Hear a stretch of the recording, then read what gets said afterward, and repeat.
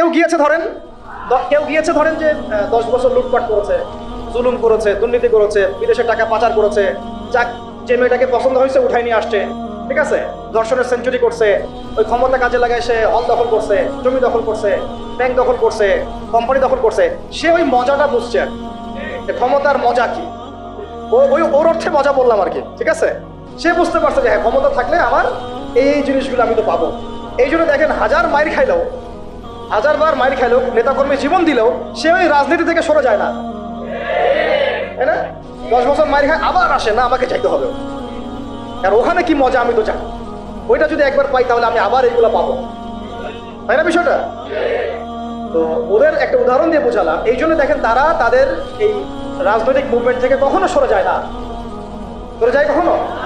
যায়নি, যায় না, যাবেও না। কারণ তারা ওর অভিজ্ঞতা অর্জন করেছে, তারা ওর মজাটা বুঝেছে। কিন্তু আমরা কখনো ওখানে গিয়ে আল্লাহর বিধান কি কায়েম করতে পেরেছি? আমরা তো ওখানে গিয়ে ন্যায় বিচার, ইনসাফ, হ্যাঁ, তারপরে আপনার আল্লাহর বিধান, শরিয়া আইন, তারপরে হুদুদ, কিসাস, এই যে বিষয়গুলো আমরা তো বাস্তবায়ন করতে পারি নাই। আমাদের ওই অভিজ্ঞতাটা নাই। তো এই কারণে আমাদের মধ্যে থেকে আলোচনা উঠে গেছে আস্তে আস্তে, খুব কম, লিমিটেড।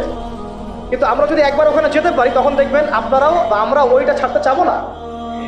কারণ আমরা জানি ওখানে গেলে ইসলামকে কত বড় পরিসরে কায়েম করা যাবে ইনশাআল্লাহ, তাই না? আমরা ইসলামিক সেন্সে বলছি, আমরা ওখানে গেলে বুঝতে পারবো যে আমরা কত বড় পরিসরে ইসলামের খেদমত করতে পারবো ইনশাআল্লাহ। যেহেতু আমরা যেতে পারি নাই, তাই আমাদের মধ্যে ওই অভিজ্ঞতাটা কিন্তু এখন অর্জিত হয় নাই। এই কারণে আলোচনাগুলোর দরকার, যে ওখানে গেলে কি পেতে পারে বা সুফলটা কি হতে পারে, আর না গেলে কি কুফলগুলো হচ্ছে। শুধু পয়েন্টগুলো বলবো। 1 নাম্বার, যদি একটা ইসলামিক সরকার আমাদের মাথার উপরে আসে এবং একটা ইসলামপন্থী রাষ্ট্র আমরা সামনে কায়েম করতে পারি, সামনে বলতে হতে পারে 5 বছর পরে, 10 বছর পরে, যদি কায়েম করতে পারি ইনশাআল্লাহ, ইনশাআল্লাহ, তাহলে সর্বপ্রথম আমরা পুরো দেশে সালাত কায়েম করতে পারবো। সালাত কায়েম করতে পারবো, কায়েম কায়েম। আমরা এখন নামাজ পড়ি, তাই না?